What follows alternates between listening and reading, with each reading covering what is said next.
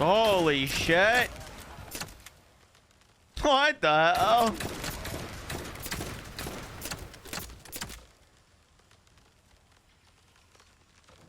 Good lord.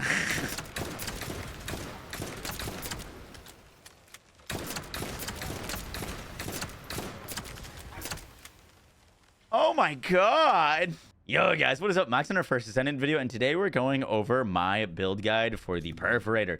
Now, this is one of 3 weapons that kind of received a total rework to its abilities and the way that it functions. And it is incredibly powerful now as a mobbing tool. We're going to be breaking down everything that you need to know about this weapon. Hope you guys enjoy the video. Let's get right into it. So to start, this weapon just is ridiculous with Haley.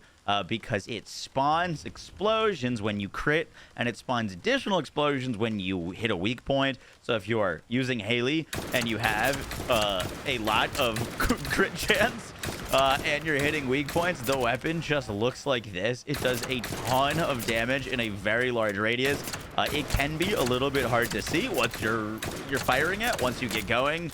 But in terms of ad clear, this is one of the strongest options in the game now.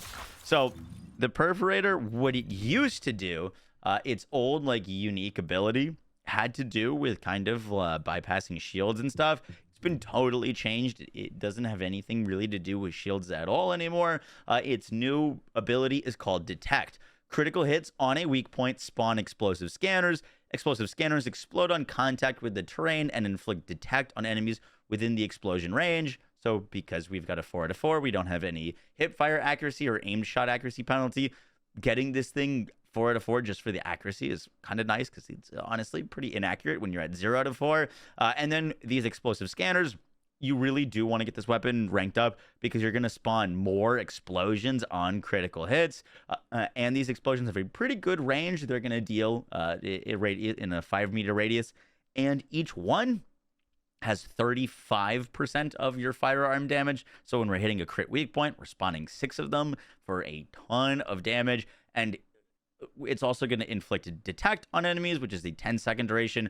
On hitting an enemy inflicted with Detect, we're going to get 10% more weak point damage. So if an enemy survives the initial explosions, you'll be able to deal even more weak point damage to them. Now, this weapon draws a lot of comparisons to Greg's Reversed Fate. It's kind of like the pistol version of it. However, the damage is scaled very differently. And so I kind of just want to break down a little bit about scaling its explosion damage, which is a big part of its damage. And also we'll get into like kind of a like general build, some more specific bossing build, and some like budget setup stuff. So to start, just to get us going, we are going to just shoot with the mods that I have on.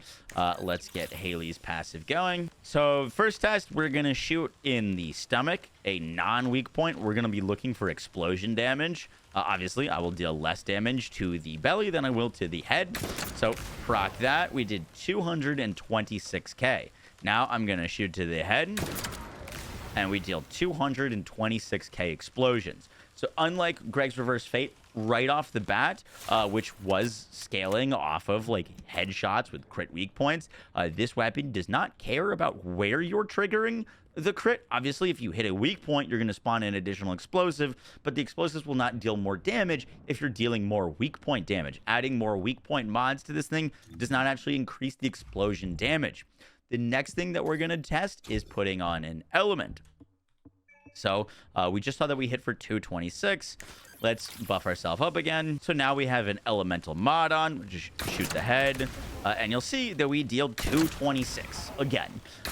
So also, unlike Greg's Reverse Fate, this thing does not get added damage from elemental mods. An elemental mod will make your initial hit with the weapon deal more damage, but that weapon that hit one, it doesn't scale the damage of the explosions higher, and the explosions can't deal elemental damage. They don't get increased by it, and they can't proc it. So if you're using, for example, Chill, The explosions won't proc chill dots, or they won't proc toxic dots on enemies. They are just kind of their own explosion. The next mod I just want to show you is Weak Point Sight. 35% increased weapon damage. You're probably going to guess how this is going to go, but still hitting exactly for 226, even with Weak Point Sight on. Two more mods that I want to show you real quick are Dopaminogenic Activation. This reads that on weak point hit, our firearm critical hit rate and firearm critical hit damage is increased. This is something that I thought originally was going to be really great for this weapon. However, the buff that it happens snapshots for the bullet on impact, but it does not proc the increased crit damage for the explosions, which do scale off of critical hit damage. So we shoot with that on, and we're still hitting 226, even though our activation can proc. It'll only make the initial hit of the gun deal more damage. It won't make anything else deal more damage. And the last mod I wanted to show you real quick before we get into the rest of the mods for the build is Real Life Fighter. Real Life Fighter's got the exact same issue as other weapons like Craig's Reverse Fade.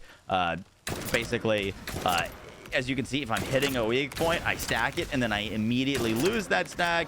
And that is because the explosions are not hitting weak points. They can't weak point, and so they will always reset stacks of Real Life Fighter.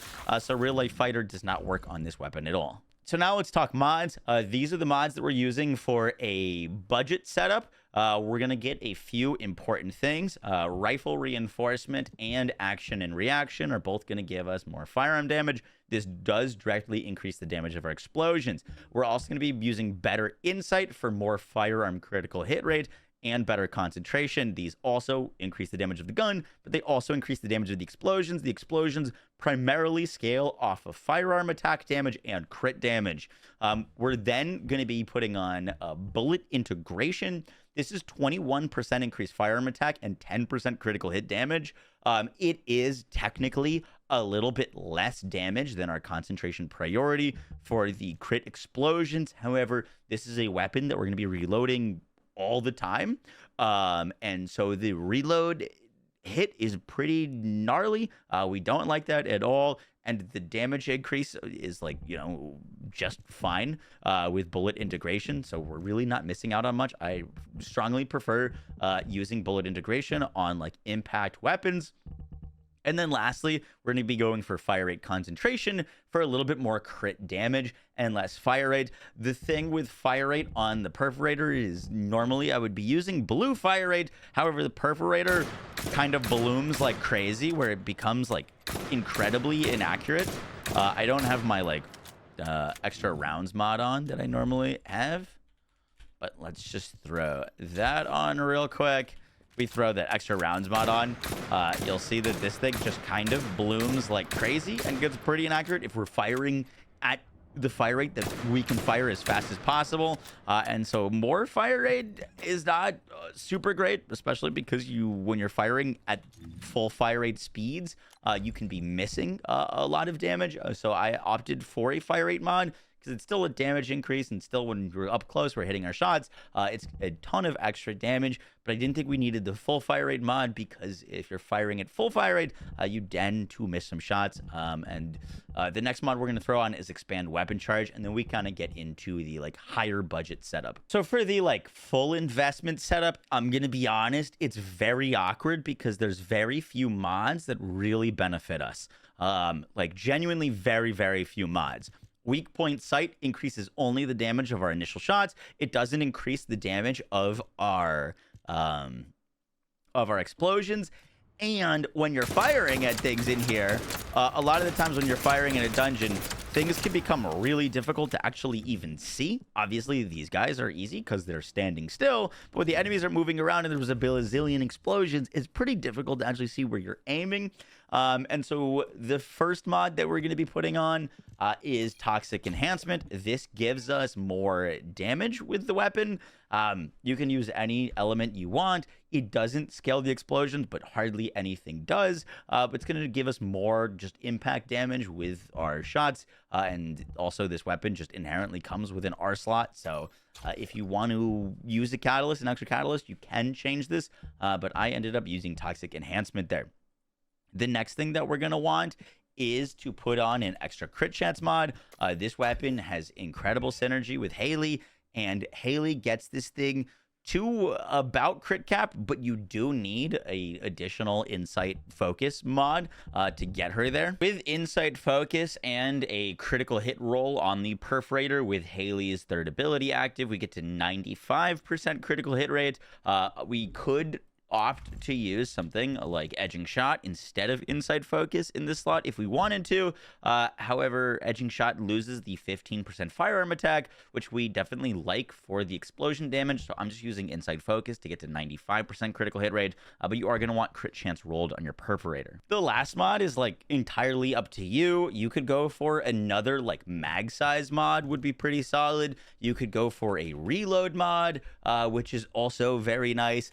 You could go for a ultimate mod, which we're going to put on. The only thing with the ultimate mods is there's like really not many great choices. Real life fighter doesn't work. Sharp precision shot won't work. Weak point expansion does work, but only for the shot that we're firing. It doesn't, damage doesn't go to any of the explosions, which once again, the explosions are a big part of our damage. Dopamigenic doesn't work. Special sight doesn't work for explosions. And so I ended up just putting payout on the weapon as my last mod. Whenever we land a firearm attack, rounds are not consumed for 3 seconds.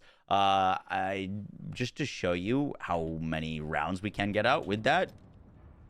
So if we hit the weak point and then we go into full fire rate mode, we get a lot of extra shots out, and this is a weapon that I found myself kind of struggling to be like overly accurate with. And so getting that proc to just start raining down shots felt very, very nice, and not have to worry too much about where I'm aiming. And so that is the last mod that I put on mine. I went for payout. You could go for anything that you want. I'd probably recommend, if you're going to go for this, or something besides payout, probably something that's reload focused or mag size focused, because that's kind of the big downside with this weapon, is it's got a you have to reload pretty often, but that is our full build. For bossing, there's not really many changes I'd honestly do. If you really wanted to fully invest into this thing, you could catalyze multiple elements to use different elements for different bosses, but that's overly not important on this weapon just because the element doesn't scale the explosions. And if you wanted to like get a few, have this as a weapon that you could pull out every once in a while to get some big explosions, you could swap payout for weak point expansion. But I actually think payout's probably a bit better for bossing with this thing, so that you could land your shots and just kind of spray down bosses. And so I actually don't think I'd really change anything for bossing on our current setup. The substats on this weapon, I recommend firearm attack, firearm critical hit rate, crit damage, and rounds per mag. I have damage versus Colossus on mine over crit damage. I would prefer crit damage, honestly, just because as good as this weapon is, there are simply better options for bosses, but where this weapon really shines is mobbing, and so I would build its substats more for mobbing than bossing. So firearm crit rate, firearm attack, crit damage, and rounds per mag is awesome.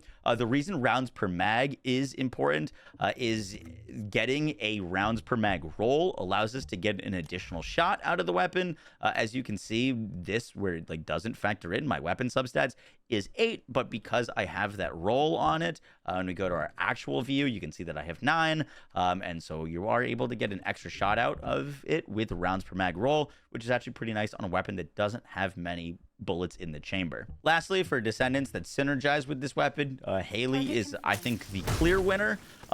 Blair actually feels pretty solid with it, just because Blair can use his I had to mute him there. He can use his like gun build setup that I have a video on to get extinguish. Extinguish stacks up 25% firearm attack, which is really nice. But in addition to that, he also gets stacking firearm critical hit rate. This is just a bit better than supply moisture on Valby. So he's got the two things that scale the damage of this weapon, which is your critical hit rate, your critical hit damage, and your weak point damage, your firearm attack.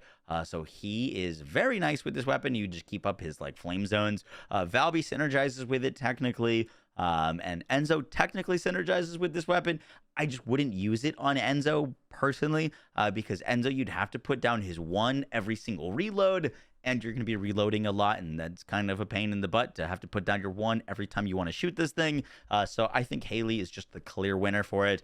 Haley, at the end of the day, is one of the best gun descendants in the game, if not the best gun descendant, and this weapon synergizes very heavily with crit, which Haley just gives the most of out of any of the descendants in the game, so using this on her is just gnarly. For farming this weapon for the polymer Shintium, I would recommend either doing the White Knight Gulch Observatory or the Sterile Lands Restricted Zone amorphosis, because you're going to be getting Enduring Legacy parts. So if you haven't built the Enduring Legacy yet, these parts also drop nanotubes for the Enduring Legacy and the 10% blueprint, which is really nice.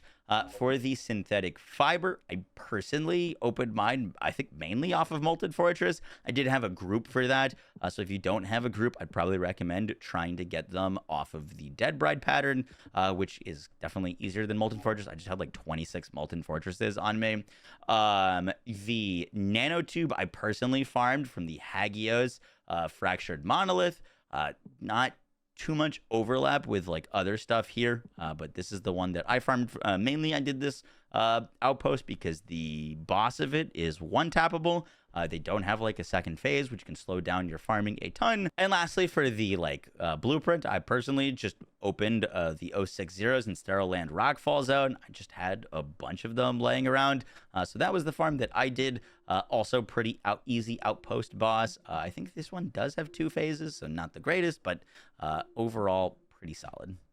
Guys, it's going to do it for the video. I hope you enjoyed. The Perforator is in a pretty solid spot right now. It's an incredibly powerful mobbing tool. I do wish it wasn't as crit reliant so that you could use it on more characters than just like predominantly crit focused ones. But on those crit focused characters, it really performs.